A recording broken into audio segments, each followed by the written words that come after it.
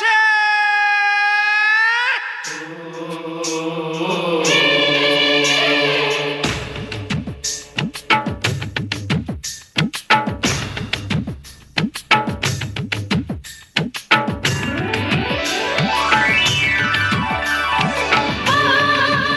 उड़ी उड़ी उड़ी रे देखो अपनी पतंग, अपनी पतंग। अरे मस्ती और मौज और खुशियों के संग चली चली चली रे देखो अपनी पतंग, चली चली चली रे देखो अपनी पतंग। ओ डोर बनी है आज मन की उमंग, उड़ी उड़ी उड़ी रे देखो अपनी पतंग, उड़ी उड़ी उड़ी रे देखो अपनी पतंग।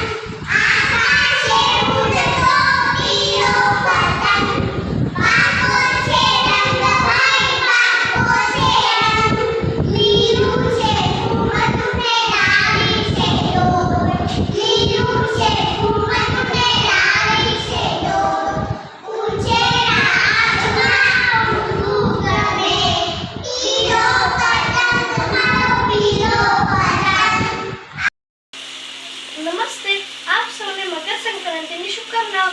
આજે હું મકર સંક્રાંતિ વિશે થોડી માહિતી આપીશ। મકર સંક્રાંતિ ભારતના સૌથી મહત્વપૂર્ણ તહેવારોમાં એક છે।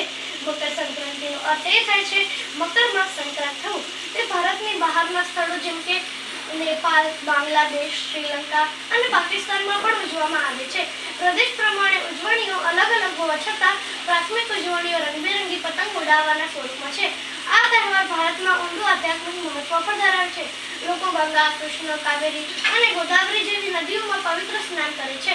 આ દિવસે સ્નાન કરવાથી પાછલા પાપોનો નાશ થાય છે। લોકો તેમના જીવનમાં બધી સમૃદ્ધિ માટે આભાર માનતી વખતે સૂર્ય ભગવાન અથવા સૂર્યને પ્રાર્થના કરે છે। આ દિવસે દેશભરના મંદિરોમાં પવિત્ર ધાર્મિક વિધિઓ અને પૂજા થાય છે। તહેવારો માનવ જીવનની એકધારી પ્રવૃત્તિઓ, કામની વ્યસ્તતા અને થાકને દૂર કરી નવી ચેતના અને સ્ફૂર્તિ આપે છે। ઉત્તરાયણનો તહેવાર બાળકો, યુવાનો અને મોટેરાઓ એમ સૌ અબાલ વૃદ્ધો માટે આનંદનો અવસર બની રહે છે।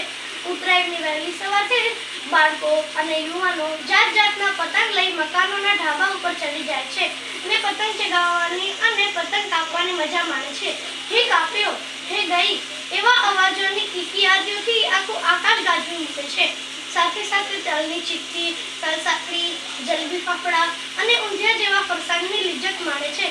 ગોગલ્સ અને હેટ પહેરી પીચ લડાવતા યુવકો હવે તો ડીજે અને સાઉન્ડ સ્પીકરના સથવારે મનગમતા ગીતોના તાલે ઝૂમી આનંદ માણે છે। ઉત્તરાયણ દરમિયાન સાવચેતી રાખવી જરૂરી છે। ક્યારેક આનંદના બદલે ચિંતા પણ ઉપજી શકે છે। આ બાબત ધ્યાનમાં રાખી ધાબા ઉપર બાળકોની તકેદારી રાખવી, ઇલેક્ટ્રિક થાંભલે સથવાયેલા પતંગ ક્યારેય લેવાનો પ્રયત્ન કરવો જોઈએ નહીં। ચાઇનીઝ દોરીનો ઉપયોગ ક્યારેય કરવો જોઈએ નહીં। રસ્તા ઉપર દોડવો નહીં। નિર્દોષ પક્ષીઓને જાળવવાનો પ્રયત્ન કરો।